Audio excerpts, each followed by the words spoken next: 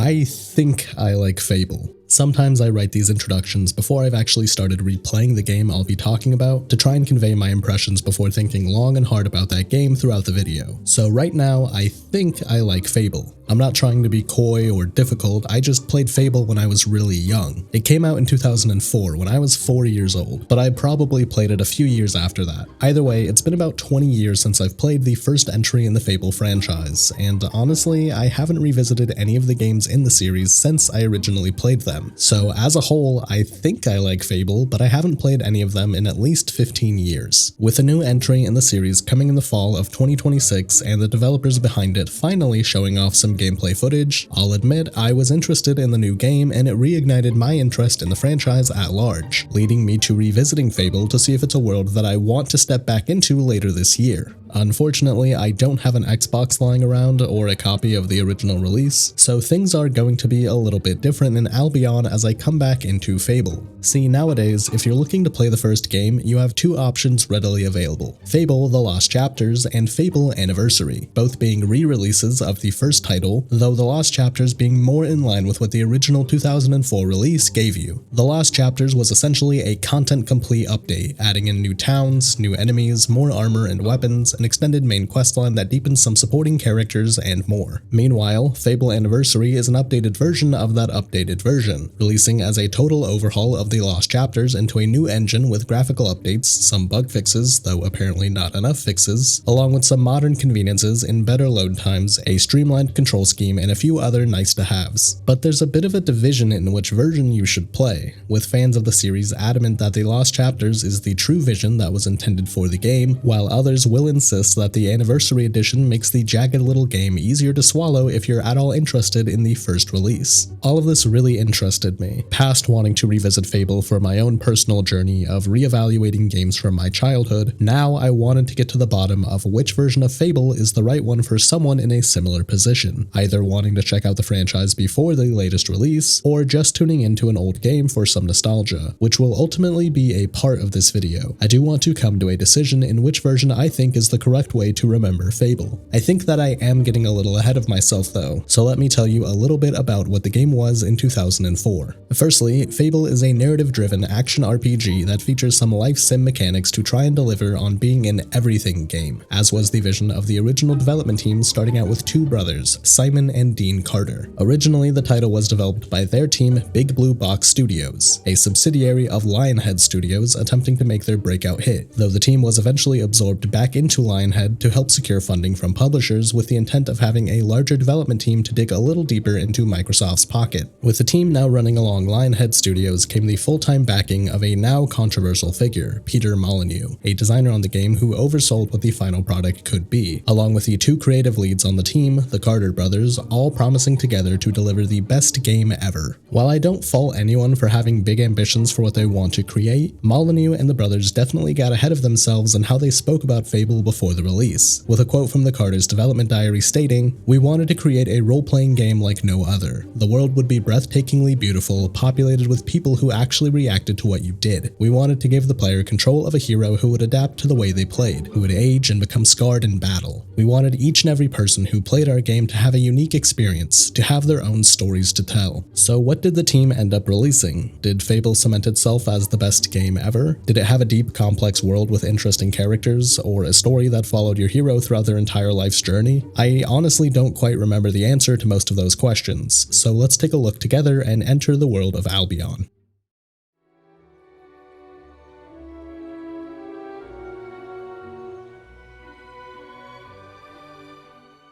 If there was one word I had to use to describe the narrative seen in Fable, it would be ambitious. Unfortunately, I would have to follow that word up with a few clarifying statements. It is ambitious, but its execution is pretty sloppy. The characters throughout it are very forgettable, a lot of the plot beats feel pointless to just extend the runtime, and when it's all over, it only goes on for a couple of hours in what's supposed to be your hero's entire lifespan. Fable's main storyline is a fun enough romp through the life of an up-and-coming hero in Albion, but it's definitely not the main course for the game, and it definitely isn't a story that I'll be thinking about past the production of this video. I think it's a fine way to bridge the player into the world beyond. It's full of cliches and tropes, but it isn't really trying to elevate itself above those things. It's showing you those cliches and asking you to laugh along, while trying to portray the life's journey for the player character, and mostly failing to do so for me. Let's start from the beginning though, waking up in the small, quaint village of Oakvale. We begin bright and early in the morning as our father wakes us up, telling us that we've forgotten our sister's birthday yet again, but offering to give us gold to buy her a present before she realizes. Our father says that for every good deed we do throughout the town, he'll give us a single gold piece, though if we poke around Oakvale for ourselves, we'll find a few nefarious characters that we can help instead, getting gold for doing a couple of crimes. This is a large part of Fable's identity, this morality system of being a good person or an evil one. Throughout the game, you'll usually be presented with two options to proceed in main quests to represent each side, and more often than not, I think these decisions are kind of pointless. Typically, the good choice is the more tedious option, like we can see in an example here in Oakvale. We're asked to stand guard outside of a neighbor's house to make sure no one comes to break his things, forcing the player to stand in place for about 2 minutes. But if we don't want to be a nice little boy, we can instead start smashing his barrels ourselves and stealing his gold, getting through that task quicker and reaching the same end goal without spending as much time or putting in as much effort. Karma and morality systems were all the rage in the mid-2000s, and while I don't mind them as much as some people seem to, I do think that Fable's main quest is a great example of how and why people became tired of these mechanics, with the good choices often leading to more tedium, while evil choices give you quicker, and let's be honest, usually more powerful outcomes. It's hard to make both sides feel meaningful and properly fleshed out. You wouldn't want a player who's only doing a single playthrough to miss out on some handcrafted content, so either the more popular choice will get a better outcome, or the choices themselves are ultimately meaningless. Fable tends to lean on the latter. These choices are superficial at best and immediately rectified at their worst. If you're somehow missing out on a cool item by picking one option, it's usually replaced by another equally good thing shortly after. For now, we're making $3 to buy our sister chocolate. And just to make this clear early on, in my Lost Chapters playthrough, I went with all of the good choices. In the Anniversary playthrough, I was fully evil, so whichever footage you're seeing represents that path, though they won't lead us to very different outcomes. With the gift in hand, we greet our sister, Teresa, who tells us that she's been expecting our arrival, even knowing that we would bring her chocolate because she saw it in a dream. Teresa says that we should head back home together, but before the kids can get going, a man runs through the entrance of town, shouting that bandits are approaching. Teresa exclaims that her dream is really happening, asking us to hide while she runs home to get our mother and father. We watch the carnage break out from the field, seeing bandits cut down our neighbors and set fire to their homes, seeing our father killed for protecting our mother and sister, then both of them being taken away from the village. We finally leave our hiding place and walk through the ruins of Oakvale, reaching our father's body. A bandit comes into the street to kill us, but he's suddenly hit by a bolt of lightning and a man approaches from behind, offering to take us away from Oakvale. We teleport with the man who tells us his name is Maze, offering us a home and training to become a hero. Heroes in Fable are a little different than the traditional meaning of the word. They aren't quite noble characters who save the day with a smile. Instead, hero is more of a title for people who are capable of training and harnessing the 3 heroic disciplines, pushing their bodies with physical strength, honing their perception and senses and their skill, or mastering arcane arts with their will. I'm sure someone on the development team was kicking themselves for not being able to find a third word to rhyme with skill and will. Anyways, being a hero in Fable isn't an immediate label for a good person. You can think of it as a label to show that they have superhuman talent. So, Maze takes us to the Guildmaster, a kind old man who looks after and helps onboard new heroes, bringing us up to a dorm room that we'll be sharing with another new arrival, Whisper, who we meet the next morning. I want to like Whisper. She's the closest thing the game has to a proper character with depth and development, but she only makes brief appearances every couple of hours, so every time we see her, it feels like her character is being pushed along as quick as it can be. Throughout our lives, she'll act as a rival for the player, taking contracts alongside us to make a competition, or even taking opposing sides in moral conflicts, which is the part I do like. I think a good rival character is fun, and when executed nicely to become a close friend or built up as lifelong opposition, it's great, but I think Whisper misses the mark as we progress through the narrative. The next morning, Whisper wakes us up to let us know that the Guildmaster is waiting for us for our first trial, wanting to see our aptitude for fighting with some dummies. The Guildmaster thinks we do well enough, but an alarm rings off for something approaching the guild walls in the nearby woods, asking us to investigate as a good way for us to get some real combat experience. We beat up some beetles and head back, with the Guildmaster pleased, then sending us into a transition to our teenage years. We see that the player trains over the next few years, exercising and studying every hour of the day, trying to become a proper hero as we come back into gameplay before our apprenticeship exam.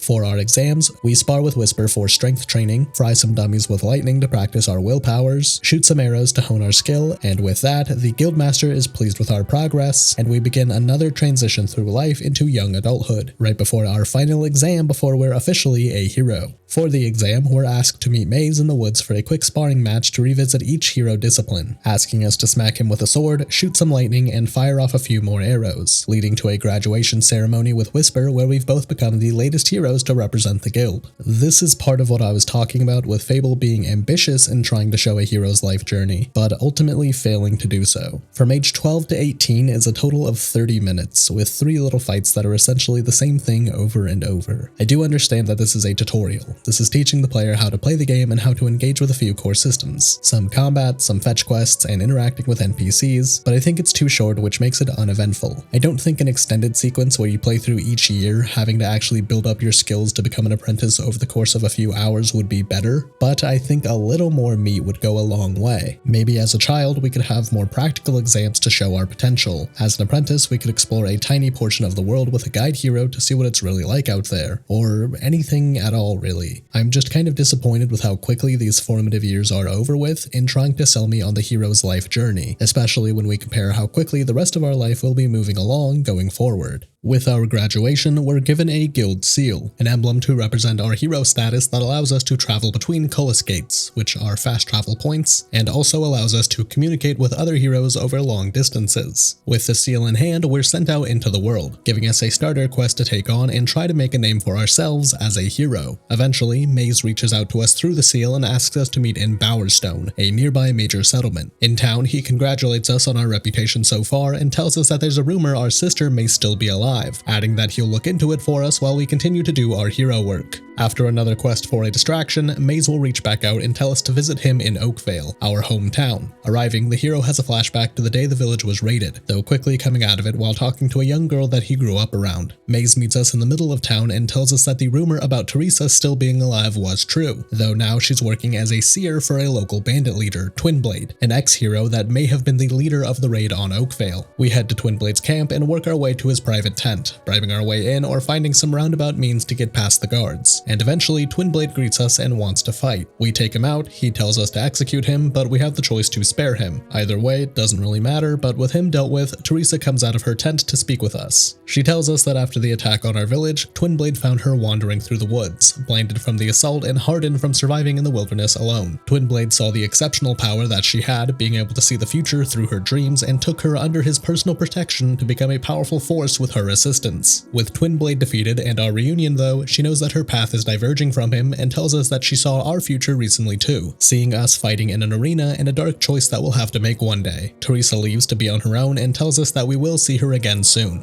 I think Teresa is almost an interesting character. She's definitely interesting in the sense that she's a powerful magic user that can see the future, but as a character in the narrative, she's mostly absent, and when she is around, she just comments on having seen this happen before after something already happens. I think it's a missed opportunity by not having her a little more present in the story. She does come up a few more times, but she's just used for some exposition, or again, telling us what she's seen happen in our life after we've already done that thing. Even just allowing the player to visit her somewhere as a stagnant NPC would be something, but as it stands, she's just an omniscient lore dump. Maze calls us back to the guild and is happy to hear that Teresa is still alive, but moves right along to what he called us here for, asking us to head to Witchwood to find a guild associate, the archaeologist, who's recently gone missing while studying something called a focus site. We head out to Witchwood, kill some Balverines, which is just a funny word for werewolf, and we find the archaeologist locked behind a demon door, more on those later. The archaeologist isn't very happy to see us, telling us that if we could find him, Jack of Blades could find the focus site just as easily, seeing his own interest in the focus sites as something that might upset Jack. We'll get into Jack of Blades here in a second, but it is important that he's mentioned here and being put into the player's head before his actual appearance. While we're in the area, we're asked to hunt down a white Balverine tormenting locals in Witchwood, and upon killing the Balverine, we're seen as a powerful enough hero to get a personal invite to fight in the arena, a spectacle fighting ring where heroes can compete for money and fame. Before we can leave Witchwood though, a local mayor tells us that Teresa came by and left a letter with him for us, along with a book that talks about the Sword of Aeons, a powerful relic that that can only be accessed by a royal bloodline. Her letter asks us to meet her soon when she has some more information, so we head over to the arena for our debut fight. We fight in the arena through a couple waves of enemies. Eventually, Whisper joins us to make the fight an even bigger event, and surprise, in the final round we're asked to fight Whisper to the death by none other than Jack of Blades. Fighting Whisper is mandatory, but whether or not we kill her at Jack's request is left up to the player, with you getting a 10,000 gold bonus if you're willing to kill your only friend in the world. Seems like a fair trade to me. This is the end of Whisper's storyline that's shown to the player through the main quest, and I think that's a shame. She either dies here or is humiliated by losing to you in a public fight, so much so that if you find her again in an optional encounter, she tells you that she's retiring from the hero life and heading back to her home country. This is what I meant earlier when I said I want to like Whisper and her character throughout the story, but her part in it comes up so infrequently and her involvement comes to a sharp stop here, which feels even worse if you never find her in the Oakvale Tavern.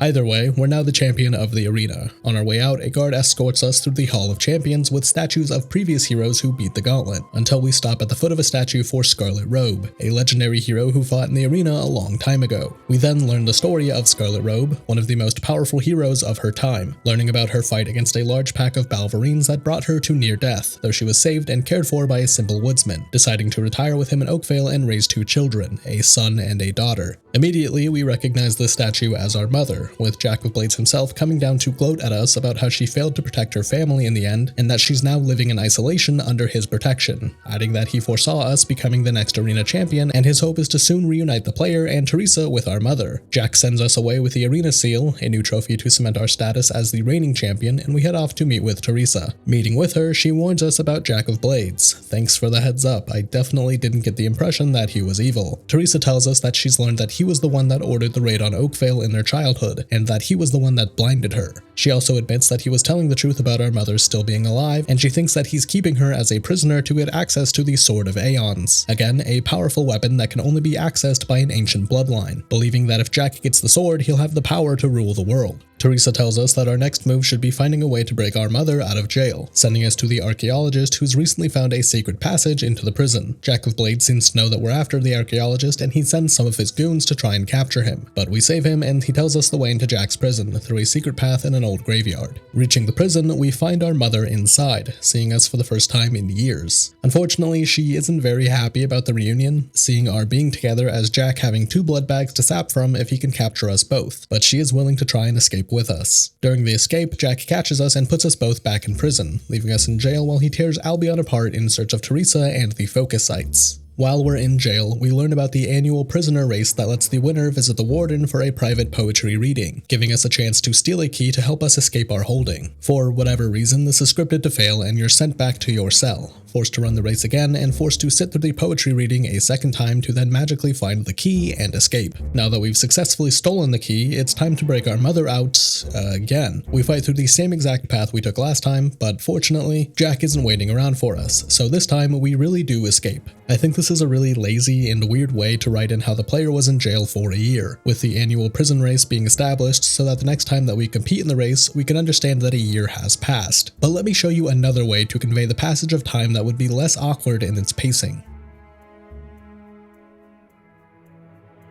Yeah, this prison sequence is weird. I really don't understand what the purpose of making the player repeat everything was, other than trying to make up a way to reference a year passing, which I think would work just as well with the cutscene that already exists in the game, and again, some text on screen to tell us that a year went by. I honestly wouldn't be surprised if all of this was designed just to make a reference to Vogon poetry from A Hitchhiker's Guide to the Galaxy. The writing team wears their inspiration on their sleeves, so it's not very subtle. Anyways, now we're out of the prison, and our mother tells us that the final piece that Jack needs to access the sword is hidden in the Hook Coast, adding that the key will only present itself to someone in our bloodline. She tells us to head to the Hook Coast to find the key first while she tries to track down Teresa to make sure Jack doesn't take her. But when we get to the Hook Coast, we're stopped by a magical barrier blocking us from reaching the key. Our mother calls us back to the guild hall to investigate the barrier, and when we arrive, she's been taken by some of Jack's minions, again. We do find a way to break down the force field, and when we return, we find Mace holding Teresa in some kind of spell while he tries to access the key for Jack, lying to to us that Jack has taken control of Teresa for her to tell us that he's actually working with Jack. Jack then appears and tells Maze to stop messing around and deal with us, leaving us to fight Maze while Jack takes Teresa away with the key. If you're wondering, I don't have anything to add about the hero's mother, Scarlet Robe. I think this royal bloodline thing is kind of a lame way to invalidate the player's hard work at becoming a hero, and our mother being one of the biggest, bestest heroes ever just pushes that further. She also doesn't really do anything in the narrative past telling us to go to the Hook Coast right now, so yeah, not much to add for her. I honestly don't mind prophetic heroes in stories like this one, but I do think it's a shame to pull out the rug from the player in showing us that we were a nobody once, and then trained our whole lives to become somebody, only to then tell us that we were actually meant to be a big awesome hero all along. It just kinda deflates the momentum in the beginning of our journey. We didn't become a hero to overcome the tragedy in Oakvale, we were always destined to be a great hero because of our ancestry. And while I'm on a bit of a tangent, let's talk about Jack of Blades. I think he's a good villain with him being an ever-present force in the hero's life, being the man who ordered the raid on Oakvale, then slithering into our life through the arena, holding our mother hostage for years, putting Teresa on this path of destruction with bandits, and whatever else he might have had a hand in. But I think it's really annoying that he's always one step ahead of us, and not in a fun, scheming villain way. He's just kind of an inconvenience for the player, like when we're forced back into the prison to retrace our steps in escaping, sending us away from the Hook Coast back to the guild hall so our mother is kidnapped, and now here, taking Teresa from Maze right before we can get the key for ourselves. I don't remember exactly where it's mentioned, but Jack does brag that he's been eavesdropping on us through the arena seal that he gave us, so there is a reason for him always being one step ahead of us, but it doesn't make it any less annoying and dissatisfying to a player. He's always around to stop us right before we can actually get a leg up until the very end of the game.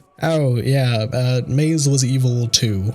I don't know, this reveal doesn't really do anything for me, it kind of comes out of nowhere. I get that his looking into Teresa at the beginning of the game is him tracking her down for Jack, and I understand that maybe Maze saving the player in Oakvale was Jack's attempt at keeping tabs on us, but this betrayal is revealed and dealt with in a matter of minutes. I don't think there's any underlying hint of evil with Maze on a first playthrough. You can recontextualize his actions once you know that he's working for Jack, but I really feel like this twist, if you can call it that, is here for the sake of being a twist. After we beat Maze in a fight, in his dying breath, he says that we're the only person capable of beating Jack, adding that he only sided with Jack because he was a coward afraid of death, afraid of trying to stand up for something against evil. He tells us that now that Jack has the key with Teresa, he'll be using the key to open up focus sites throughout the world and accessing the vault containing the Sword of Aeons, so naturally we should probably go stop him. Unfortunately for us, Jack is always one step ahead, and every time we reach a focus site, he just kind of laughs at us and says we're too late. It's a really pointless sequence of us running through specific map cells, fighting way too many enemies to then just be told to repeat it in a different area, again and again, just adding to Jack being more of an inconvenience for us rather than being an interesting and intelligent villain. At the final focus site, he has Teresa and our mother hostage, bringing them down into a vault beneath the Heroes Guild. We rush into the vault after him and he makes his final play, slitting our mother's throat to use her blood so he can wield the Sword of Aeons. I don't really understand how killing her near the sword lets him wield it. It's implied in the book that Teresa gave us that the sword can be wielded by someone from the Archon bloodline, and now our mother's blood might be on the sword, but I don't know, I would expect ancient bloodline magic to maybe be a little more picky about who's holding the weapon, not letting anyone use it just because there's a little bit of the right blood on it. Whatever, the bad guy got the ancient powerful weapon that only our family is supposed to wield, and that's where we're at. We fight Jack, he's a bit of a pushover even with the coolest sword ever made, and we're left with one final choice to cement ourselves as a savior or a villain, asking us to kill Teresa to wield the Sword of Aeons for ourselves, again, don't really know why someone has to die around it, or to cast the sword into the void to rid the world of its power and corruption. If we banish the sword into the void, we're hailed as a legendary hero, seen as the champion for Albion. Teresa exiles herself to try and heal from her difficult life, and a year goes by, bringing the player into the post-game and additional content added by the lost chapters. If you choose to kill Teresa and claim the sword, you do just that, taking the sword out of the vault and now being seen as a greater evil than Jack of Blades, cementing yourself as a powerful dark force in Albion, again leading us into post-game story content. I will get into that additional story content here in a second, but I want to sum up my thoughts on the storyline that was available in the original release. Again, the main word that comes to mind is ambitious. It tries to tell a story of your hero's entire lifespan, though waving away your formative years, then making everything important happen over the course of a few hours, which will either be the next 10 years of their life or the next 40. Either way, feeling like too much happening too quickly, though the age issue is a part of a poorly implemented mechanic, not so much an issue with the writing. The issue with the writing is that this questline happens so quickly, with only one confirmed year passing in your time in prison, with that being a space and time for Jack to learn more to further his evil plan. As it stands, we leave the Heroes Guild for the first time on our own, learn about our sister still being alive, finding our sister, becoming the arena champion, finding out our mother is still alive, freeing her from prison, and saving the world over the course of just a few hours, if you're sticking with the main questline consistently over your playthrough, which I imagine you would, as the stakes for the story seem a lot bigger than picking some mushrooms for a sick kid. I'm not expecting the main questline of the game to be 60 hours long to try and emulate the feeling of the story spanning over a lifetime, but I do think that the pacing of the main quests becomes a problem with how quickly they're doled out. A very easy solution to me would be to space out these main quests more, maybe tracking in-game days to give out main quests every week, or giving you new main missions when you reach certain fame thresholds through side quests or other activities in the world. The problem is not the length of the main questline, it's how fast it feels to go through what's meant to be this hero's life journey, thanks to the quests being given out one after another with very few breaks in between. The characters we meet in the story are another pain point for me, with none of them being very interesting or very involved with your progress, with the exception of Teresa always knowing what you would be doing. Whisper starts out as a strong rival for the hero, but doesn't make an appearance again until you're asked to kill her for some money. The Guildmaster seems like a kind, authority figure for the hero to look up to, but gets relegated to be an annoying voice in your ear telling to watch your willpower. Scarlet Robe is built up as being a great and powerful hero of her time, but just ends up as a damsel in distress to be used as a device for the villain. Maze gets a sudden heel turn after seeming like a potential father figure for the hero, and Jack of Blades is an interesting dark shadow casted over the hero's life, but becomes frustrating in how often he seems to outsmart everyone around you. There's a handful of other characters that are in the story that do get a little more screen time in the Lost Chapters content, but their development is lacking, and they remain as stagnant as they were before the post-game content tried to flesh them out. So, with that, let's get right back into it with the Lost Chapters additional story content. After the year has passed since Jack's defeat, we're contacted by the Guildmaster one day as we're visiting our mother's grave. The Guildmaster says that he's gotten a message from Scythe, an old hero that left on a mission to investigate a growing power in the Northern Wastes, a faraway land that's thought to be inaccessible. Arriving at the guild, we join Briar Rose, another hero, and the Guildmaster as Scythe speaks to them, asking someone to join him in the north by accessing a primal demon door nearby to use the fire heart inside and summon the Ship of the Drowned, a ghostly ship that will be able to make the trip to the Northern Wastes. That was a lot of fantasy mumbo-jumbo. Essentially, only the player can access this room to get a special artifact that can summon a ghost boat. To get the artifact, we need to speak to the Prophets, a couple of guys that have been imprisoned by a grid puzzle for who knows how long. We solve the puzzle with an option of making all the pieces suns or moons, with the suns freeing the Prophets and the moons killing them, leading to nothing happening either way. Oh, and if you're sad about not having the super sword that Jack wanted, don't worry, now you can have a nice guy sword that's just as strong so you don't feel like you're missing out for playing a good aligned character. Back-to-back choices are being slashed away by having no meaningful outcome or by giving the player the same reward the opposing side would have gotten. It's really lame, honestly, and makes these choices feel like nothing in the grand scheme of things, since the story keeps moving along either way, or you get a special prize regardless of which side you were playing for. With the grid puzzle complete, we have the Fire Heart, a special beacon that summons the Ship of the Drowned. We bring the heart to the Hook Coast to place it in the lighthouse there, fight off some new monsters, and eventually we call the boat from the sea. The hero boards the ship alone and sets sail across the ocean for a couple of weeks, landing themselves in the Northern Waste and activating a Cullis Gate for anyone else to come visit. In the Wastes, we head out to meet Scythe, greeting us in a local village and filling us in on the next steps we'll be taking to identify the great evil growing in the area. Scythe says that the village houses the Oracles, old statues that will answer any question you ask as long as you know how to communicate with them, with us needing to recover ancient runes to learn gestures to get their attention. I think the Oracles are fun, not in the narrative, but you can speak to them outside of the main quest to learn more about some characters that we've met, learn more about Albion and the creatures throughout it, so it's just a cool thing to include past the main quest interactions.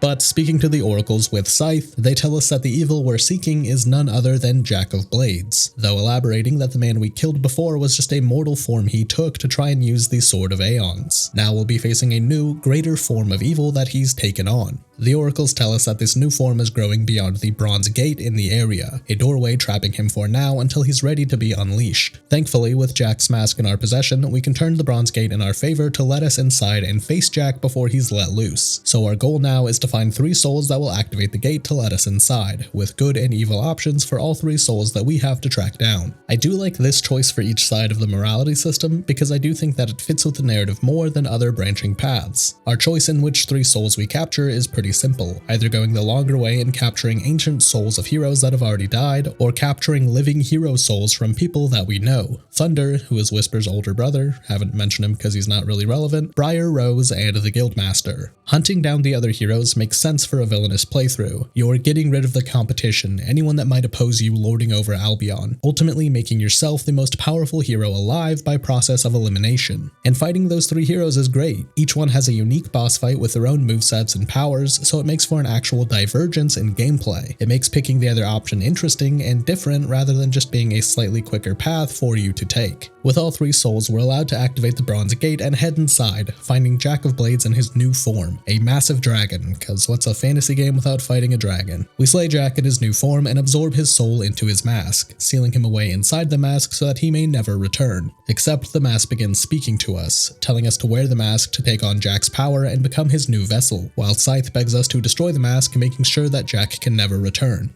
You might remember that I said my playthrough in the Lost Chapters version of the game was my good playthrough. I picked all the nice options, I didn't commit any crimes, I went out of my way to be helpful if it meant not harming others, and so on. Yeah, that went right out the window with this ending. Apparently, in this version, playing the game at higher resolutions does not display the text on screen showing you that you have an active choice during the final cutscene, with this also being the only timed choice in the entire game, funnily enough. So I didn't know that I had to press a button to destroy Jack's mask, turning my White Knight character into the new embodiment of evil to reign over Albion. This was pretty annoying, not knowing that it was caused by higher resolutions. Initially, I thought it was some background check for your alignment that I somehow failed, but now, looking back, I think it's just kind of silly. That does mean that on my evil playthrough in the Anniversary Edition, my hero had a sudden change of heart after killing his sister for a sword, and decided to give up the ultimate evil power to become a new resident nice guy, even though I did just kill all my friends in the guild too. Despite ruining the end for myself thanks to modern hardware, I like the Lost Chapters story content. It's a nice bookend to the story.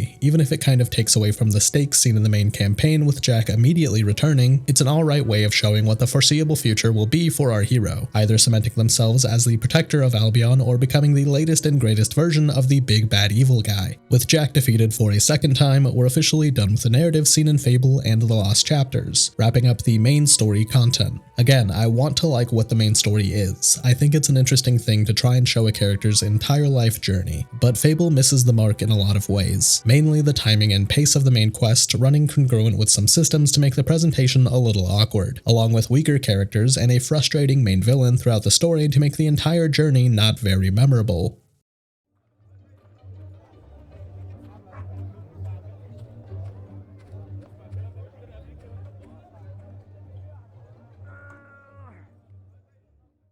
For all intents and purposes, the gameplay seen throughout the Lost Chapters and Anniversary versions of Fable are exactly the same. The Anniversary Edition does include a new control scheme, though not a better one, introduces a higher difficulty option, and slows down the aging mechanics in the game, more on that in a bit. So anything else that I mention in regards to playing the game should be interchangeable between each version unless I say otherwise, though feel free to correct me in the comments below. With that disclaimer out of the way, let's talk about playing Fable beyond its main questline. The main way you'll be engaging with the world is through combat, though Fable does introduce a lot of interactivity in the world in other systems, but we'll get into that a little later on. For now, let's focus on fighting. As I mentioned in the narrative section, we play as a hero, someone capable of harnessing and training the 3 heroic disciplines: strength, skill, and will, each reflecting a specific approach to combat, being melee, ranged, and magic respectively. You can swap between each in an engagement and work with all 3 disciplines to create your own blend of spellcasting, swords, and archery, but let's go through each one by one to go over how you'll be using them. Starting with strength, it reflects how much damage you deal with melee combat and what weapons you can wield with certain stat requirements. Melee combat consists of single input combos to endlessly strike at enemies as long as you aren't interrupted, either by another enemy engaging you or your target blocking or dodging your attacks. You can level up strength by defeating enemies with melee attacks, which goes for every discipline. You slowly level them up by using them. Leveling up strength consists of only 3 options to pick from: your health, adding to your total health pool; your physique, increasing how much damage you deal with melee attacks; and your toughness, increasing how much damage resistance that you have, even without armor. I don't have a problem with how simple strength is on a stat level or anything, and the same goes for skill, which we'll talk about in a second. All three of the things you can increase are valuable and each do something independent of each other, making them worthwhile to touch on for every player and being noticeable to invest in if you're focusing on melee combat. Back to the actual moment-to-moment gameplay, along with these single input combos, you can also perform flourishes, essentially heavy attacks, which are built up with consistent damage output while not receiving any damage, allowing you to stagger enemies or break their guard, giving you a bit of a rhythm to your attacks past pressing a single button over and over. You can also block with your weapon and dodge enemy attacks or area of effects, though you can block and dodge while using ranged weapons and magic as well. When engaging with an enemy, you also have the option to lock onto them with a hard target lock, or letting your positioning and the direction that you're facing decide where your hits land, which I honestly preferred when using melee. The target lock feels a bit too tight for how many enemies are constantly thrown at you, so being able to see around you and react to anything coming your way made the target locking almost obsolete to me, unless I needed to use a ranged weapon, but we're not talking about that just yet. One last part of melee combat, and while it is included with every other playstyle, it kind of feels like it's built around melee, is the combat multiplier. Essentially, as you deal damage without taking any, you build up a multiplier to reward you with more experience for your performance, also building up alongside those flourish attacks, with each level of the multiplier increasing, usually netting you a flourish. I like the combat multiplier. It's an easy way to motivate the player to play better, giving them an extrinsic value to performing well in a fight past it looking cooler or feeling like they played well. Now you're actively trying to get more experience points to then fight even better and stronger. Melee combat is extremely easy to use, but I don't really mind it being so simple. Combat in Fable is almost like a spectacle fighter. The point is that you look cool and are pulling off a lot of things easily, though lacking the more involved combos of that genre. Honestly, if the three fighting styles blended together a little more seamlessly, and there was some more depth in how you perform specific flourishes with input buffering, directional based input, or anything at all really, the melee combat would be surprisingly robust, but as it is, it's weirdly a very watered down and simplified version of that character action gameplay. My biggest issue with melee combat is that it seems almost always prevalent in any build. If you use magic, you'll have to use your sword sometimes. If you want to try a ranged build, well, hopefully you have a decent axe to back you up. And while this does bleed into ranged combat as well, sometimes you just have to use a bow, melee is much more dominating throughout the game, where the scenarios that might ask for a bow are few and far between, which creates a bit of a disconnect in what you want to play as and what you have to engage with. I really don't see a way to progress through the game easily or naturally without occasionally having to whack enemies in your way. It just has to happen sometimes, which is a shame. I really enjoy being able to commit to a playstyle in an RPG. Being a full caster can be really difficult but rewarding, or trying to always keep your distance in a fight to maintain your advantage is fun, but Fable will inevitably push you into unsheathing that sword, even if only for a little bit. Moving along to ranged combat, it's not as in-depth as melee, and while that was a joke, it's also unfortunately true. Ranged combat asks you to equip your weapon, point yourself vaguely in the direction of your enemy, and hold down the attack input long enough to knock back an arrow or bolt to deal a reasonable amount of damage. You do have the option to lock onto your target, which again was what I opted into with my ranged playthrough, to make sure that your shots hit more consistently, though the projectiles do have some travel time and weight to them, so you have to kind of time your shots with enemy placement. You can also manually aim, which feels very awkward and stilted to use, and I never used it once after the tutorial for ranged combat. You manually aim with the camera input,